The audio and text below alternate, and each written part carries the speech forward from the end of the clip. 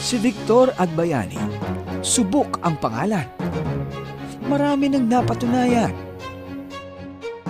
Mahigit 100 proyektong pang-irigasyon ang pinagawa.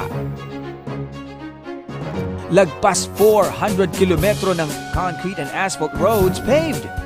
Lagpas 2,000 metrong tulay na ginawa't pinatibayan.